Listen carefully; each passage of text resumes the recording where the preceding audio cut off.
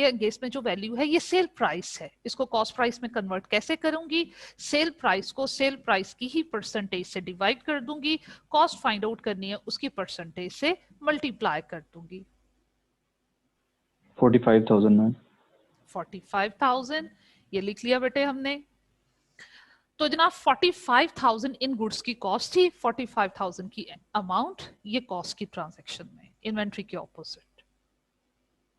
तो जनाब हमने चीजें खरीदी भी, बेची भी, परचेज रिटर्न्स भी हो गई, सेल्स रिटर्न की प्रैक्टिस भी हो गई, और परचेज से रेलेवेंट सारे एक्सपेंसेस को कैसे रिकॉर्ड करना उसकी प्रैक्टिस भी हुई। आगे चलते हैं।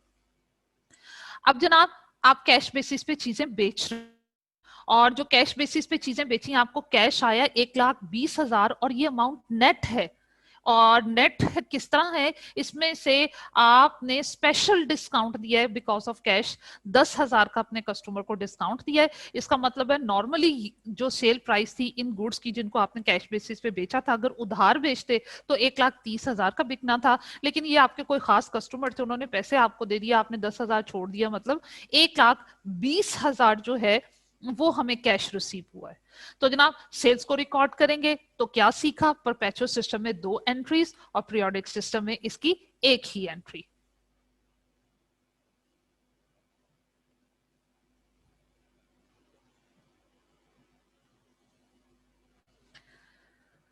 हाँ जी, परपेचुअल सिस्टम में बेटे सेल्स को कैसे रिकॉर्ड करेंगे, कैश सेल्स है, कैश आ रहा है, कैश अकाउंट को मैं डेबिट कर दूंगी, सेल्स रेवेन्यू है उसको हम क्रेडिट कर देंगे। कैश सेल्स को कितनी अमाउंट से, जितना कैश आ रहा है, और वो है बेटे आपके पास 1,20,000। यही एंट्री मैंने पास करनी है पीरियोडिक सिस्टम में भी।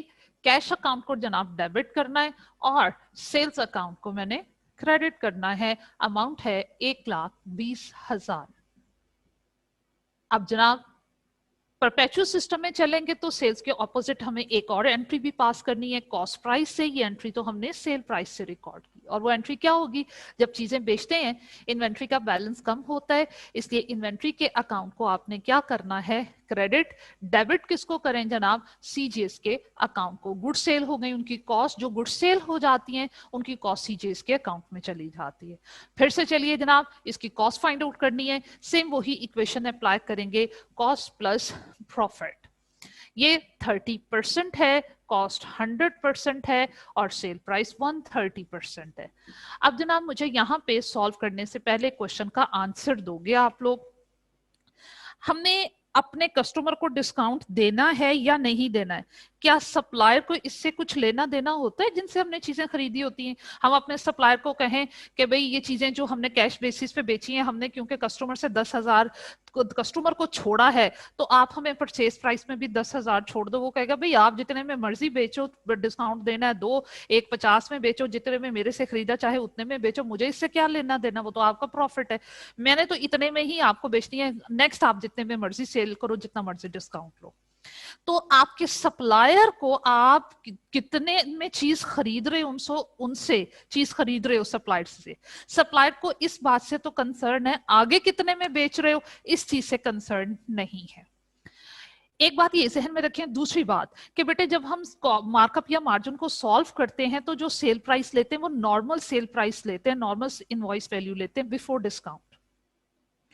तो इसका मतलब ये जो चीजें 1,20,000 में बेची हैं, बेसिकली ये बिकनी तो 1,30,000 में चाहिए थी, आपने अपने कस्टमर को स्पेशल, वो आपका कोई चहेता कस्टमर होगा, आपने उनको 10,000 का डिस्काउंट छोड़ दिया, तो इसलिए 1,20,000 उन्होंने कैश दिया है। लेकिन इनकी जो नॉर्मल सेल्स वैल्यू बनती थी 30% प्रॉफिट के साथ, वो 1,30,000 बनती थी। आपने इस नॉर्मल सेल प्राइस की बेस पे कॉस्ट निकालनी है हमेशा। तो इसको 130 से डिवाइड और जनाब 100 से मल्टीप्लाई, तो आपके पास इन गुड्स की कॉस्ट कितनी आती है, 130 कट जाएगा, इनकी कॉस्ट आपके पास आती है 100,000।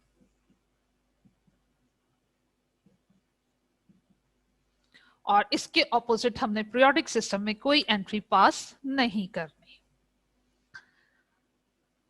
उसके बाद क्या होगा जनाब, फिजिकल इन्वेंट्री काउंट।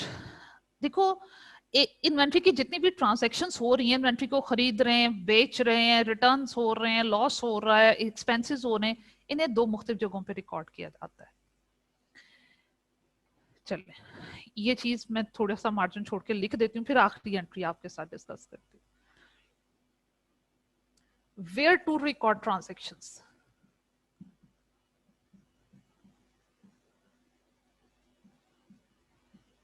इन ट्रांजैक्शंस को दो मुख्तलिफ जगहों पे रिकॉर्ड किया जाता है। बिन कार्ड में भी रिकॉर्ड किया जाता है और स्टोर लेजर कार्ड में भी इन ट्रांजैक्शंस को रिकॉर्ड किया जाता है। अब स्टोर लेजर कार्ड में आपके सामने बना चुकी वो जो हमने लाइफो, फाइफो और एफको मेथड के अंडर बनाया था, जिसमें डेट का कॉलम परचेजेस, इशू, सेल्स का कॉलम होता है, वहां ये तमाम ट्रांजैक्शंस हमने रिकॉर्ड की थी ना। हमने परचेजेस भी लिखी, रिटर्न्स भी लिखी, उनकी सेल्स भी लिखी, सेल्स रिटर्न्स, ड्रॉइंग्स, शॉर्टेज, सब कुछ लिखा। स्टोर लेजर कार्ड में भी इनको रिकॉर्ड किया जाता है। और स्टोर लेजर कार्ड में इन तमाम ट्रांजैक्शन को कौन रिकॉर्ड करता है? By accountant.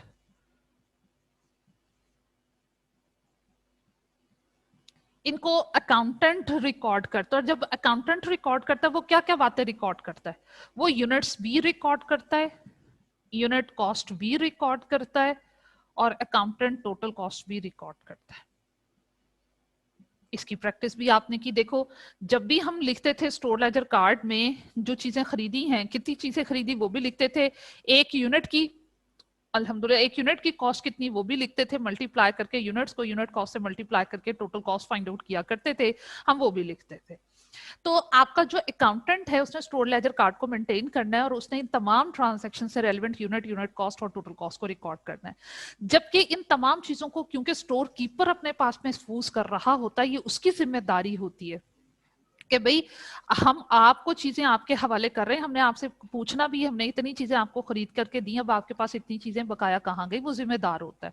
अब जो रिस्पॉन्सिबल पर्सन स्टोर कीपर है उसने भी ये तमाम ट्रांजैक्शंस को रिकॉर्ड करना है, और वो जहां इन ट्रांजैक्शंस को रिकॉर्ड करता है स्टोर कीपर, उस बुक का नाम है बिन कार्ड बाय स्टोर कीपर। अब स्टोर कीपर के पास सिर्फ यूनिट से रेलेवेंट। जी मैम ये बिन कार्ड का दोबारा बता दें। बिन कार्ड का दोबारा बता रही हूँ कि देखो बेटे इन तमाम ट्रांजैक्शंस को स्टोर कीपर ने भी रिकॉर्ड करना है, कितनी चीजें उसके पास आई, कितनी चली गई, कितनी बैलेंस में पड़ी हुई, क्योंकि वो आंसरेबल है। हमने उसे कहना है कि भाई तुम मुलाजिम हो, हमने तुम्हें इतनी सारी चीजें खरीद के दी हैं, उसका हिसाब किताब दो हमें, वो चीजें कहाँ गई। तो स्टोर कीपर जिस बुक में ये तमाम ट्रांजैक्शंस को रिकॉर्ड करता है उस बुक का नाम है बिन कार्ड। बिन कार्ड को मेंटेन करता है स्टोर कीपर, और स्टोर कीपर सिर्फ यूनिट्स रिकॉर्ड करता है, कितने यूनिट आए, कितने गए और बैलेंस में कितने पड़े हुए। उसे उनकी वैल्यू से कंसर्न नहीं होता, कॉस्ट से, पर यूनिट कॉस्ट से या टोटल कॉस्ट से कोई कंसर्न नहीं होता। बहरहाल वो यूनिट्स को तो रिकॉर्ड करता है।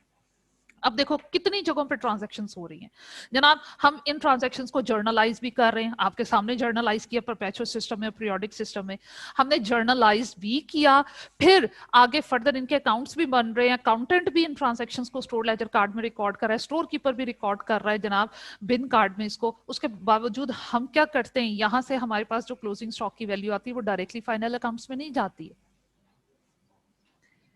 फाइनल अकाउंट्स में income statement and balance sheet में हमने क्लोजिंग स्टॉक लिखना होता है, सीजीएस में से क्लोजिंग स्टॉक माइनस करना होता है, बैलेंस शीट में क्लोजिंग स्टॉक हमारा करंट एसेट होता है। फिर भी हम डायरेक्टली यहाँ से वैल्यू वहां ले जाने से पहले कंफर्म करते हैं क्या वाकई में हमारी बुक्स कह रही हैं हमारे क्लोजिंग स्टॉक में 100 यूनिट पड़े हुए हैं, क्या है कि नहीं है। उसके लिए स्टॉक टेकिंग की जाती है। स्टॉक टेकिंग क्या है?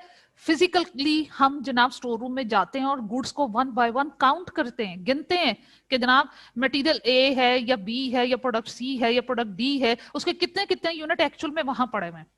जब स्टॉक टेकिंग करते हैं तभी तो फिर हमें पता चलता है कि वाकई में इतने यूनिट्स हैं कि नहीं, और उनमें से कितने यूनिट बैड है और कितने यूनिट्स गुड है। ये स्टॉक टेकिंग से हमें पता चलता है। बुक्स में तो हमने लिख दिया 100 यूनिट हमने 1000 यूनिट खरीदा था, लिख दिया, उनमें से जनाब 900 यूज हो गए, पीछे 100 पड़े हुए। अब 100 यूनिट की फिजिकल कंडीशन क्या है, ये जब जाके देखेंगे स्टोर रूम में, स्टोर कीपर के पास जाएगा, ऑडिटर स्टॉक टेकिंग करेगा, फिर उसे अंदाजा होगा कि हाँ भाई यूनिट तो 100 ही है, उनमें से 20 जो है वो डैमेज हो चुके किसी रीजन की वजह से, या 10 की शॉर्टेज है, रीजन क्या है वो हमें बताता है। ये स्टॉक टेकिंग से हमें पता चलता है। स्टॉक टेकिंग क्या है? फिजिकली गुड्स को काउंट किया जाता है। और ये काउंटिंग कब की जाती है? जब हमें क्लोजिंग स्टॉक की वैल्यू चाहिए। क्लोजिंग स्टॉक की वैल्यू कब चाहिए? जब हमने फाइनल अकाउंट्स बनाने। फाइनल अकाउंट्स कब बनाने? ईयर एंड पे बनाने। तो हर साल के एंड पे जब हमें फाइनल अकाउंट्स बनाने होते हैं, इनकम स्टेटमेंट बैलेंस शीट बनानी होती है, तब हमें क्लोजिंग स्टॉक की वैल्यू चाहिए होती है। और फाइनल अकाउंट्स में हम हर चीज की कंफर्मेशन करके, एग्जैक्ट वैल्यू की कंफर्मेशन करके फिर वैल्यूज को ट्रांसफर करते हैं। तो उस टाइम में हम क्या काम करते हैं, ईयर एंड पे स्टॉक टेकिंग करते हैं, बिन कार्ड का रिकॉर्ड लेते हैं, स्टोर लेजर कार्ड का रिकॉर्ड लेते हैं, सबको लेकर मैच करते हैं, रिजल्ट्स अगर मैच कर रहे हो, फिर हमारे पास जो एग्जैक्ट वैल्यू आती है by comparing the cost and NRV, comparison करके एक्चुअल वैल्यू आती है, वो फाइनल अकाउंट में ट्रांसफर करते हैं। तो ये था फिजिकल इन्वेंट्री काउंट, जिसे स्टॉक टेकिंग कहते हैं। इससे रेलेवेंट हमने बाकी बातें जो है, बाकी क्वेश्चंस जो हैं वो कल करेंगे। 31 अगस्त की एंट्री पे हम वापस आते हैं।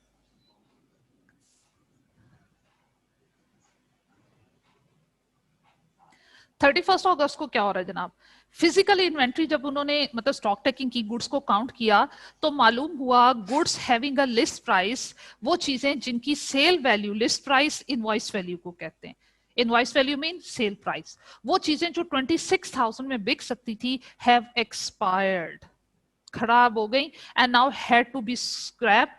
अब उनकी एक्सपायरी हो गई हुई है, वो यूनिट्स अब नहीं बिक सकते, उनका लॉस हो गया।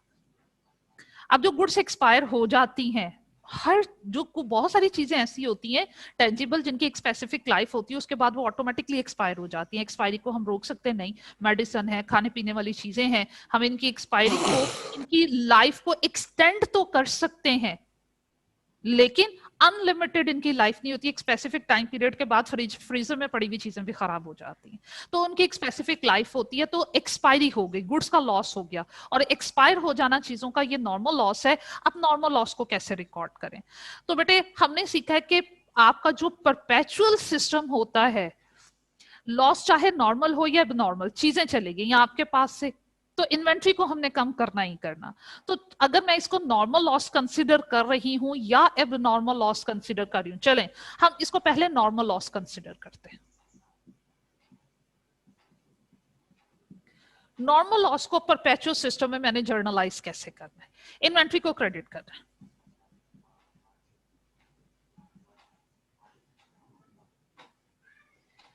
अगर नॉर्मल लॉस होगा तो बेटा जी हम इसका सेकेंड इफेक्ट क्या देंगे, इसका सेकेंड इफेक्ट सीजीएस के अकाउंट में चला जाता है। और ये एंट्री, इन्वेंट्री डेबिट हो या क्रेडिट हो, एक चीज तो हमने सीख ली, इन्वेंट्री डेबिट हो या क्रेडिट हो हमेशा कॉस्ट प्राइस से होती है। इसकी कॉस्ट प्राइस निकालने, जबकि उसने इसकी लिस्ट प्राइस इनवॉइस वैल्यू दी हुई है।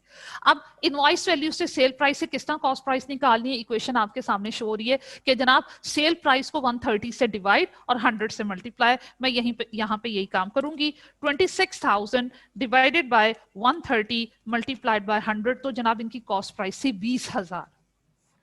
तो 20,000 से मैंने नॉर्मल लॉस को बुक कर लिया इन परपेचुअल सिस्टम। पीरियोडिक सिस्टम में क्या होता है, पीरियोडिक सिस्टम में नॉर्मल लॉस को रिकॉर्ड नहीं किया जाता। लेकिन अगर मैं इस लॉस को एबनॉर्मल कंसीडर कर लूं, फिर कैसे जर्नलाइज करेंगे? ये नीचे वेयर टू रिकॉर्ड ट्रांजैक्शन यहां से नोट कर लिया वह सबने? मुझे थोड़ा सा स्पेस चाहिए, मैं इसको रिमूव करी हूं यहां से। जी मैम, रिमूव कर दी। थैंक यू बेटा। तो अब जनाब अगर मैं इसको सपोज करूं कि ये हमारे पास एबनॉर्मल लॉस है, फिर कैसे जर्नलाइज करेंगे? अगर मैं इसको एबनॉर्मल लॉस कंसीडर कर लूं, तब भी परपेचुअल सिस्टम में इन्वेंट्री तो जा रही है, इन्वेंट्री ने तो कम होना ही होना है, इन्वेंट्री के अकाउंट को क्रेडिट करो। अब डेबिट किसको किया जाए? हम नॉर्मल लॉस। शाबाश। चाहे आपका परपेचुअल सिस्टम हो या पीरियोडिक सिस्टम हो, अगर लॉस एबनॉर्मल होगा वो बाय नेम डेबिट होगा। तो एबनॉर्मल लॉस ने ही डेबिट होना है, सिस्टम हमारा जो मर्जी हो, और कॉस्ट प्राइस है, और इसकी कॉस्ट प्राइस हम पहले निकाल चुके 20,000। अब क्रेडिट किसको करें जनाब? अगर परपेचुअल सिस्टम होगा तो लॉसेस में इन्वेंट्री को क्रेडिट करते हैं, लेकिन एबनॉर्मल लॉस के अगेंस्ट पीरियोडिक सिस्टम में हम इन्वेंट्री को क्रेडिट करने की बजाय परचेजेस के अकाउंट को क्रेडिट करते हैं, लेकिन एंट्री होगी कॉस्ट प्राइस से। हाँ जी बताओ, यहां तक क्लियर हुआ?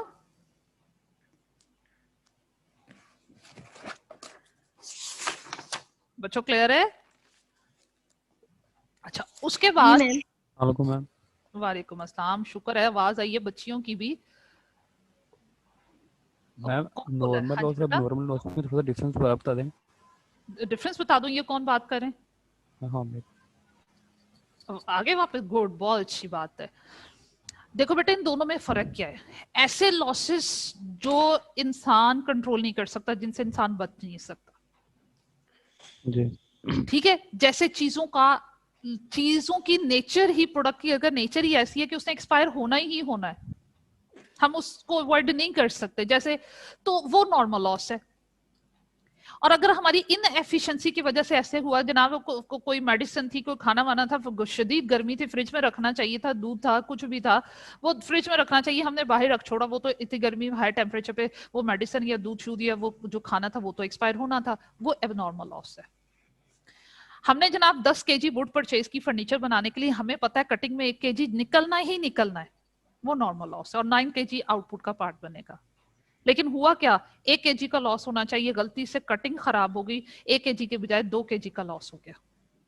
अब 1 केजी का तो होना ही होना था, वो नॉर्मल लॉस है। नॉर्मल लॉस के अलावा जो एक्स्ट्रा आपका लॉस हो गया आपकी गलती की वजह से 1 केजी का, वो एबनॉर्मल लॉस है। Yes ma'am. ठीक है, शाबाश। जी आपने मैम। कॉलेज आना था? मैम बॉस को टाइम नहीं लगा, अच्छा, इंशाल्लाह आजकल में आना है। चलो ठीक है। तो बेटे, ये आपका एबनॉर्मल लॉस होता है, इसको हम यूं रिकॉर्ड करते हैं। अब अगली चीज जो मैंने मैम डिफरेंस ये बता, हाँ जी, मैम ये स्क्रीन जूम आउट कर दीजिएगा, पिक लेनी है। अभी मुझे थोड़ा सा और इससे रेलिवेंट एक बात बतानी है, फिर मैं जूम आउट कर देती हूँ, ठीक है? मैम ठीक है मैम, जी बेटे, ठीक है जी मैम। बेटे, ठीक है, ओके। मैम उन्होंने नॉर्मल लॉस क्यों इसे बुक किया बुक पे? एक्सपायर हो गया ना प्रोडक्ट, एक्सपायरी हो गई हुई है, नहीं मैम, आपने अब तो नॉर्मल लॉस किया ना, उन्होंने मैंने नॉर्मल कहा लॉस। अगर ये एबनॉर्मल लॉस होता, मैंने दोनों सिचुएशन में एंट्री पास करके आपको बताया है। नॉर्मली जो एक्सपायरी होती है, देखो पहले मैंने इसको नॉर्मल लॉस ही बुक किया, जी जी ठीक है। इन केस अगर ये नॉर्मल लॉस होता तो कैसे बुक करते, मैंने वो बताया, उसकी प्रैक्टिस करवाई, जी मैम, फिर ठीक। फिर ठीक है। इसको क्या हो गया, सिस्टम अक्सर नाराज हो जाता है हमसे। अच्छा बेटे, अब इन दोनों सिस्टम में एक चीज और जो बतानी थी, कल वो टाइम बहुत हो गया हुआ था, आखिर में मैं ये इतना सा पॉइंट छोड़ दिया था। दोनों सिस्टम में हम क्लोजिंग स्टॉक की वैल्यूएशन कैसे करते हैं, क्लोजिंग स्टॉक की वैल्यू हमारे पास कैसे आती है, वैल्यू ऑफ क्लोजिंग स्टॉक, वो वैल्यू कैसे आएगी हमारे पास? मतलब cost, value mean cost, exact value तो हमारे पास तब पता चलती है ना जब हम कॉस्ट का कंपैरिजन करते हैं एनआरवी के साथ। तो चलो मैं यहां से वैल्यू का वर्ड हटा के लिख देती हूँ, cost of inventory, closing stock की कॉस्ट हमारे पास कैसे आएगी?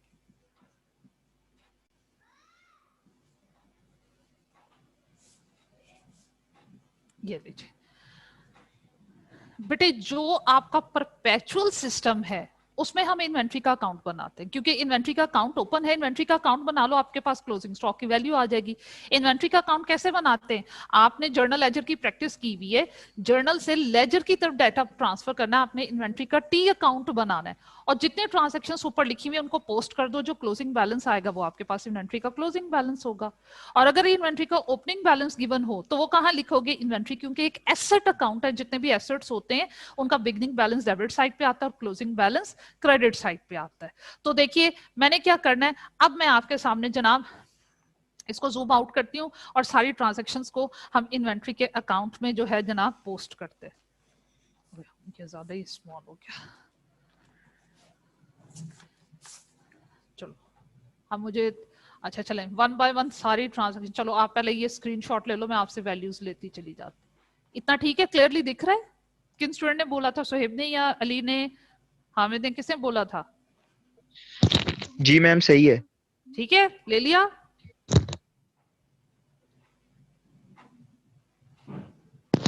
ठीक है मैम, ले लिया है। चलो उससे अगले वाली भी, यहां तक, चलो अब भी लो। ओके हो गया मैम। ओके हो गया। चलो अब हमने क्या काम करना है, मैंने वैल्यूज आपसे लेनी है, ठीक है, आप लोगों से लेनी है। हम सीखेंगे कि यहां हम बात क्या करें कि जनाब परपेचुअल सिस्टम में क्लोजिंग स्टॉक की वैल्यू फाइंड आउट करने के लिए हमें इन्वेंट्री का अकाउंट बनाना पड़ता है। अब अकाउंट कैसे बनाते हैं, इस क्वेश्चन में ओपनिंग इन्वेंट्री की इंफॉर्मेशन नहीं दी हुई, अगर दी हुई होती तो ओपनिंग इन्वेंट्री, क्योंकि इन्वेंट्री के एसेट अकाउंट है, इसका बिगनिंग बैलेंस डेबिट साइड पे आता। अब बाकी सारी ट्रांजैक्शंस जो आपने लिखी हुई है वहां से डाटा ट्रांसफर करो। अब देखो 4 अगस्त को आपने परपेचुअल सिस्टम में परचेजेस की एंट्री में इन्वेंट्री अकाउंट को जर्नल में डेबिट किया था, क्योंकि वो जर्नल में डेबिट था इसलिए उसका अकाउंट भी डेबिट हो जाएगा। जर्नल से सारी की सारी इंफॉर्मेशन जो है आपने इन्वेंट्री के अकाउंट में ले आनी।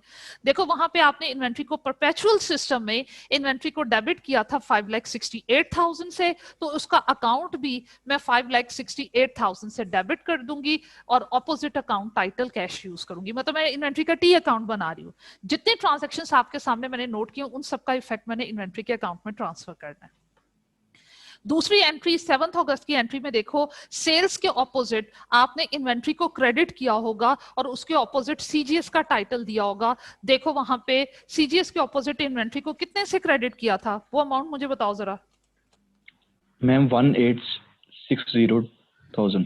1860,000 से, शाबाश। फिर उसके अलावा अगली ट्रांजैक्शन जो आपने की होगी, return goods to supplier. Supplier को बेटे आपने चीजें वापस की, इन्वेंट्री आपके पास जा रही है 87,000 की, तो ये हमने परचेज रिटर्न की एंट्री पास की थी, हमने वहां सपोज किया था कैश बेसिस पे परचेज रिटर्न हो रही है। और वैसे भी जब इन्वेंट्री का अकाउंट बनाते हैं, डायरेक्ट भी अगर बनाना हो तो एक चीज जहन में बस रखिएगा, अगर बिजनेस में इन्वेंट्री आ रही है डेबिट साइड पे लिखते जाओ, बिजनेस से इन्वेंट्री जा रही है क्रेडिट साइड पे लिखते चले जाओ। तो जब चीजें खरीदते हैं इन्वेंट्री का बैलेंस बढ़ता है, एसेट बढ़े तो डेबिट करते हैं, और जिन जिन ट्रांजेक्शन से इन्वेंट्री का बैलेंस कम होता है उससे इन्वेंट्री को क्रेडिट कर देते हैं। अब मैं ये बुक से क्वेश्चन देखकर डायरेक्टली इन्वेंट्री का अकाउंट बना रही हूँ। बुक से क्वेश्चन में अगर देखूं जनाब, 13 अगस्त को हमने फिर से चीजें खरीदी थी तो इन्वेंट्री का बैलेंस बढ़ा होगा, मैंने डेफिनेटली 2,360,000 के केस में इन्वेंट्री को डेबिट किया होगा। और क्योंकि उधार खरीदी है तो अकाउंट्स पेएबल का टाइटल आया होगा। कैरेज इनवर्ड 48,000, ये भी हमने इन्वेंट्री को डेबिट किया था। इन्वेंट्री के अकाउंट को cash, opposite account title cash. फिर उसके बाद कस्टमर ने हमें चीजें वापस की, जब कस्टमर को बेची थी इन्वेंट्री का बैलेंस कम हुआ था, इन्वेंट्री को क्रेडिट किया था, अब कस्टमर ने आपको चीजें वापस कर दी हैं तो हमारे पास इन्वेंट्री आ रही है।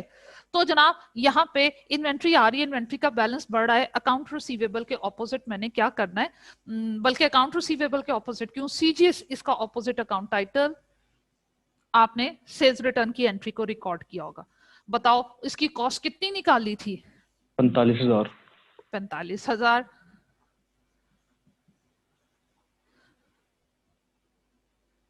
फिर जनाब उसके ऑपोजिट कैश सेल्स, फिर से आपने गुड्स सेल की थी, चीजें आपके पास से जा रही थी, उनकी हमने कॉस्ट निकाली थी 1 लाख।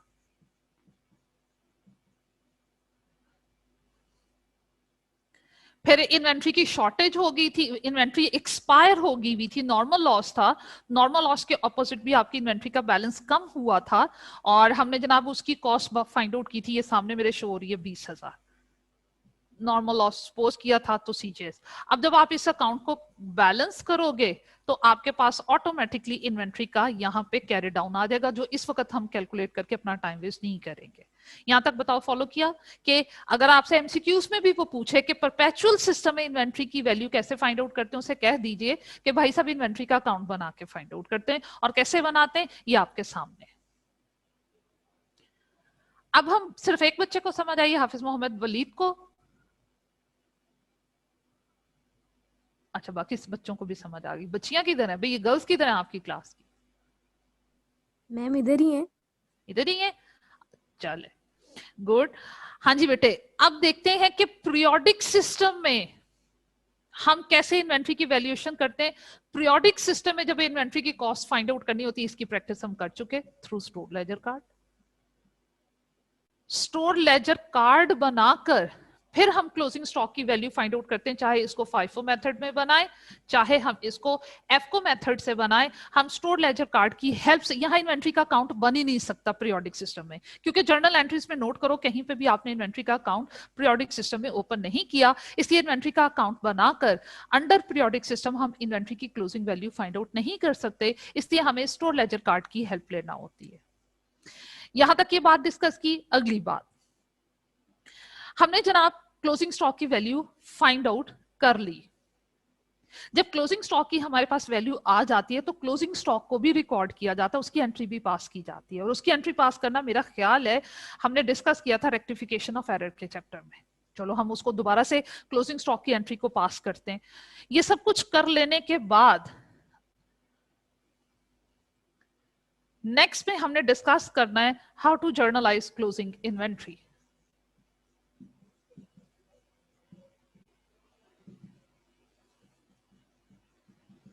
क्लोजिंग इन्वेंट्री कि बेटे इन्वेंट्री का अकाउंट बना के या स्टोर लेजर कार्ड बना के हमारे पास कॉस्ट आती है, कॉस्ट का फिर एनआरवी के साथ कंपैरिजन करके उसकी वैल्यू फाइंड आउट करते हैं। जब क्लोजिंग इन्वेंट्री की वैल्यू हमारे पास आ जाती है तो चाहे परपेचुअल सिस्टम हो या पीरियोडिक सिस्टम हो, हम क्लोजिंग स्टॉक को कैसे रिकॉर्ड किया करते हैं। दोनों सिस्टम में क्लोजिंग स्टॉक को रिकॉर्ड करने का एक ही स्टाइल है और वो क्या है, क्लोजिंग इन्वेंट्री हमारा एसेट है और जितने भी एसेट्स होते हैं उनको डेबिट करते हैं। तो जनाब आपने क्या करना है, इसको यूं जर्नलाइज करना है क्लोजिंग इन्वेंट्री, क्योंकि आपका जनाब एसेट है इसलिए डेबिट होगा, चाहे ये आपका परपेचुअल सिस्टम है या आपका पीरियोडिक सिस्टम है। बेटा जी क्लोजिंग इन्वेंट्री के अकाउंट में डेबिट होना ही होना है। क्रेडिट किसको किया जाए, आप ये देख लो क्लोजिंग स्टॉक का दूसरा इफेक्ट कहां जाता है। क्लोजिंग इन्वेंट्री यहां डेबिट करें क्योंकि ये एक एसेट है, बीइंग एसेट इसने बैलेंस शीट में जाना है। एक इफेक्ट इसका ये हो गया। दूसरा इफेक्ट इसका क्या होता है, क्लोजिंग इन्वेंट्री को हमने सीजीएस में से माइनस करना होता है, इसे इनकम स्टेटमेंट में लेके जाना होता है और इनकम स्टेटमेंट में क्लोजिंग स्टॉक को कहां ले सीजीएस में से माइनस करते हैं, जिसकी वजह से सीजीएस का बैलेंस कम हो जाता है। सीजीएस है क्या, सीजीएस आपकी कॉस्ट है, कॉस्ट का नॉर्मल बिहेवियर डेबिट होता है। जब आपने उसको कम करना है तो उसको क्या करना है, क्रेडिट कर देना है। तो ये आपकी एंट्री हो जाएगी क्लोजिंग स्टॉक डेबिट और जनाब आपका सीजीएस अकाउंट क्रेडिट। वो चाहे पीरियोडिक सिस्टम हो या आपका परपेचुअल सिस्टम हो, क्लोजिंग इन्वेंट्री को हमेशा हम यूं ही रिकॉर्ड किया करते हैं। ये तो हो गई हमारी जर्नल एंट्रीज। अब हम बात करेंगे, अभी एक स्टूडेंट ने जिक्र किया था कि जनाब क्लोजिंग इन्वेंट्री एंट्रीज की बात करते हैं। क्लोजिंग एंट्रीज किस तरह पास की जाती हैं।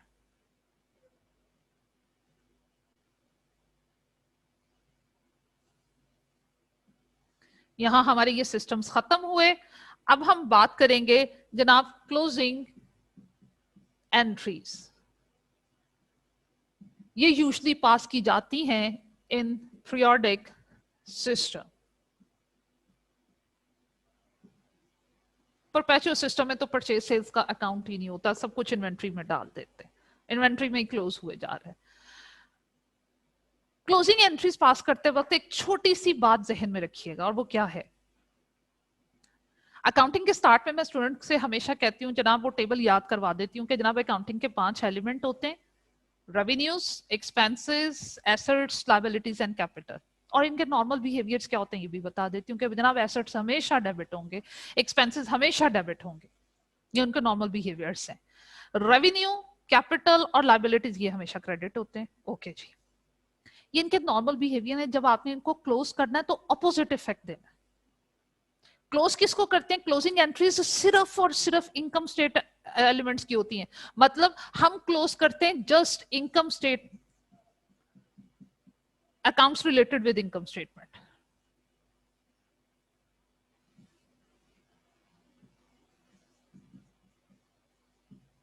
Accounts related with income statement. और इनकम स्टेटमेंट से रेलेवेंट अकाउंट कौन से होते हैं, 2 ही होते हैं, रेवेन्यूज एंड एक्सपेंसेस। रेवेन्यू का बिहेवियर नॉर्मल क्रेडिट होता है, जब उसको क्लोज करना है तो डेबिट कर दो। एक्सपेंसेस का नॉर्मल बिहेवियर डेबिट होता है, जब इसको क्लोज करना है तो क्रेडिट कर दो। चलिए सबकी क्लोजिंग एंट्रीज हम पास करते हैं। सेल्स को इनकम स्टेटमेंट का पहला एलिमेंट सेल्स। सेल्स का नॉर्मल सेल्स क्योंकि रेवेन्यू इसका नॉर्मल बिहेवियर क्रेडिट होता है, जब आपने इसको क्लोज करना है तो सेल्स को डेबिट कर देना है। और सेल्स कहां क्लोज होती है, इनकम स्टेटमेंट, उसको क्रेडिट करते हैं। लीजिए इसकी क्लोजिंग एंट्री हो गई। सेल्स के बाद सेल्स रिटर्न्स को क्लोज करते हैं। सेल्स रिटर्न्स को कैसे क्लोज किया जाता है, सेल्स का बिहेवियर क्रेडिट होता है, सेल्स रिटर्न का बिहेवियर डेबिट होता है। उसका बिहेवियर क्योंकि डेबिट है, उसको क्लोज करने के लिए क्रेडिट करोगे, तो सेल्स क्लोजिंग में डेबिट होती है और सेल्स रिटर्न्स क्लोजिंग में क्रेडिट होती है। डेबिट किसको करना है? Income statement. चले आगे आइए, ओपनिंग स्टॉक सीजीएस में लेकर आना है। ओपनिंग स्टॉक सीजीएस में ऐड होता है। ओपनिंग स्टॉक अगर सीजीएस में ऐड होता है तो वो सीजीएस को बढ़ाता है। सीजीएस का नॉर्मल बिहेवियर क्या है? वो क्योंकि कॉस्ट है उसका बिहेवियर डेबिट है, जब उसमें कुछ ऐड करोगे तो सीजीएस का बैलेंस बढ़ेगा, सीजीएस अकाउंट को डेबिट करोगे और इन्वेंट्री को क्रेडिट करोगे। आपकी ये एंट्री है ओपनिंग स्टॉक की, ओपनिंग इन्वेंट्री की। ओपनिंग स्टॉक की एंट्री ये होती है, क्लोजिंग स्टॉक की एंट्री बिल्कुल इसके ऑपोजिट होती है, वो मैंने आपके सामने पहले शो की। चलें जनाब, सीजीएस में ओपनिंग इन्वेंट्री आ गई, क्लोजिंग इन्वेंट्री की दोबारा एंट्री पास कर देते हैं। क्लोजिंग इन्वेंट्री सीजीएस में से माइनस होती है, वो कॉस्ट को कम करती है और जब कॉस्ट कम होगी उसको क्रेडिट करना है। सीजीएस अकाउंट को क्रेडिट और क्लोजिंग स्टॉक को डेबिट।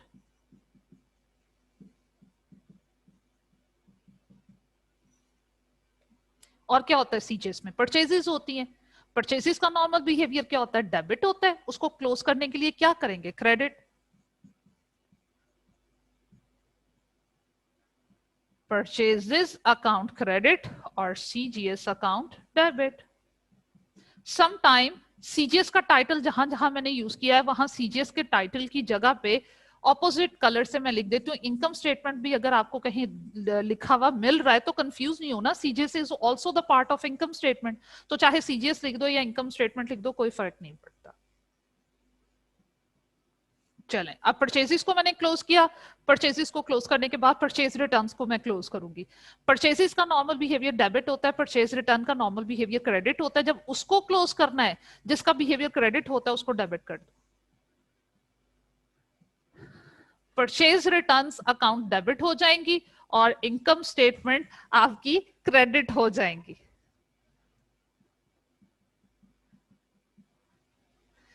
ये क्लोजिंग एंट्री हो गई। उसके बाद जनाब परचेजेस भी क्लोज कर दी, परचेज रिटर्न्स भी मैंने क्लोज कर दिए। जो आपके कैरेज इनवर्ड के एक्सपेंसेस होते हैं, अब एक्सपेंसेस को क्लोज कर दो, चाहे कैरेज इनवर्ड है, आउटवर्ड है, डेप्रिसिएशन है, रेंट है, जितने भी एक्सपेंसेस हैं जो इनकम स्टेटमेंट में आते हैं, उनका नॉर्मल बिहेवियर क्या होता है जनाब? वो डेबिट होते हैं, उनको क्लोज करने के लिए क्रेडिट। जितने भी एक्सपेंसेस होंगे उनको क्लोज करने के लिए क्रेडिट करोगे और इनकम स्टेटमेंट को डेबिट।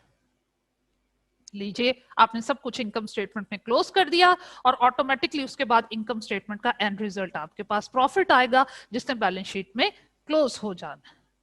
ठीक हो गया? तो ये जनाब आपकी क्लोजिंग एंट्रीज हैं।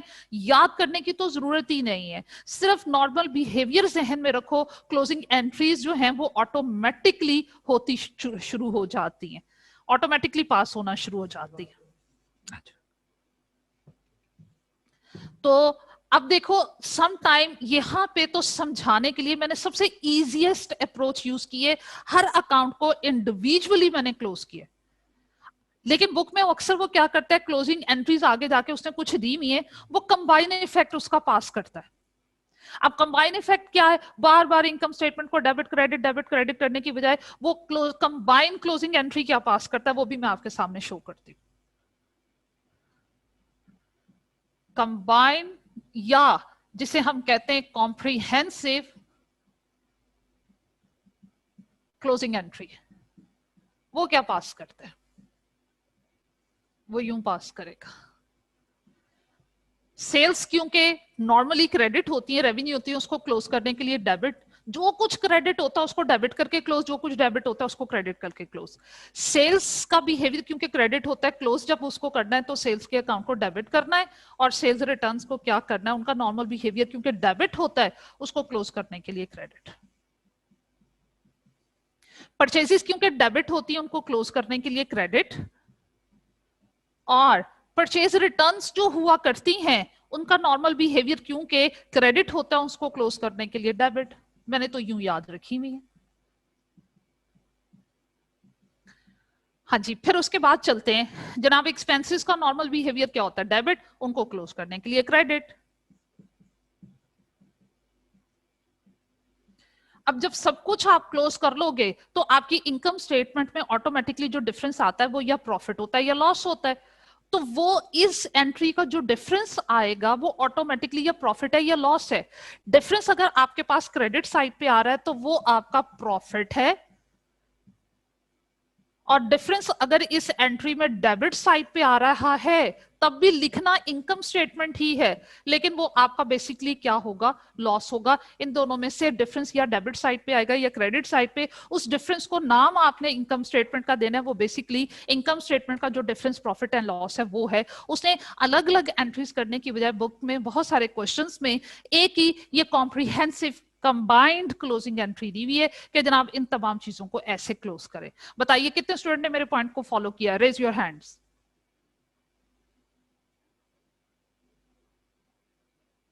चले, गुड हो गया। और जनाब मैं आज के लेक्चर को यहीं पे वाइंड अप करूंगी। कल जनाब कुछ नए पॉइंट्स और उनके साथ उसकी प्रैक्टिस को, और कोशिश करेंगे कि कल थोड़ा सा अपने लेक्चर को एक्सटेंड किया जा सके। 2 बजे तक तो मेरा ख्याल है जुमा हो जाता है। तो अगर हम अपनी क्लास जो है कल 2:30 बजे की बजाय 2 बजे स्टार्ट कर लें। मैम 2:30 से 4 कर लें, 2 बजे ना करें। 2 बजे क्या है मैम 1:30 से? 2:15 पढ़ते हैं हम जुम्मा। क्यों भाई, मैं तो सुना 1:30 बजे होता है। एक दफा मैम वहां नहीं पढ़ लो मैम, जहां 1:30। नहीं मैम, मुझे 2 बजे हम भी पढ़ते हैं जुमा। अच्छा चलो ठीक है, फिजिकल क्लासेस आने दो, मैं खुद ही क्लास आप लोगों की बढ़ा लूंगी, ठीक है। मैम वैसे 2:30 से 4 कर लें, क्या कर लूं? 4 बजे तक कर लें। 4 बजे तक मेरे लिए करना पॉसिबल नहीं है ना बेटे, आगे वो ना ये स्टूडियो फारिग नहीं होता। अभी मैं 2:30 बजे तक यहीं होती हूँ, अगले टीचर आ जाते हैं। फ्राइडे में तो वैसे ही शेड्यूल बहुत टाइट है, तो वो आगे मैं एक्सटेंड नहीं कर सकती। वो दूसरे टीचर से रिक्वेस्ट करना और वो उनके चले वो मैम कोई भी नहीं माने। 2 बजे कर लें, फिर हम कल जल्दी पढ़ लेंगे। चलो फिजिकल क्लासेस में फिर ये फाइनलाइज करते हैं, इस तरह बड़े सारे स्टूडेंट का मिस हो जाएगा। कल नॉर्मल ही क्लास रखते हैं, फिर किसी दिन अपनी क्लास को एक्सटेंड कर लेंगे, ठीक है। Okay ma'am. ओके बेटा, अल्लाह हाफिज। मैम जूम आउट कर दे मैम। अच्छा बेटे मुझे याद नहीं रहा, ये लो मैं अभी जूम आउट करती हूँ। जब जूम आउट करती हूँ उसकी लाइट इतनी कम हो जाती है। अच्छा चलो, कॉम्प्रिहेंसिव एंट्री मैं बाद में दिखाती हूँ, जो इंडिविजुअल क्लोजिंग एंट्रीज पास की हैं पहले उसकी पिक ले लो। मैम 18 से ही स्टार्ट हो रही हैं फिर क्लासेस बेटे फिजिकल। सुना है आयशा के 18 से स्टार्ट हो रही हैं, लेकिन गवर्नमेंट ने तो अनाउंस किया हुआ है 1 से, देखें क्या बनता है। सर ठीक तो है मैम। होपफुल हैं कि हम 18 से स्टार्ट करने के वो स्टार्ट कर पाएंगे, लेट्स सी। मैम टेक्स्ट में भी मैं सर ने मंडे का कहा है। कहा है तो फिर हो सकता मंडे से ही हो जाए। अच्छा जनाब, एक ये और एक ये कॉम्प्रिहेंसिव एंट्री।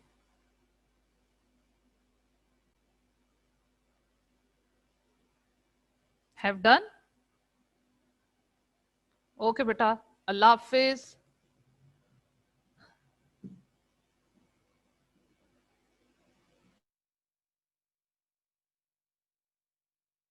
अरे यार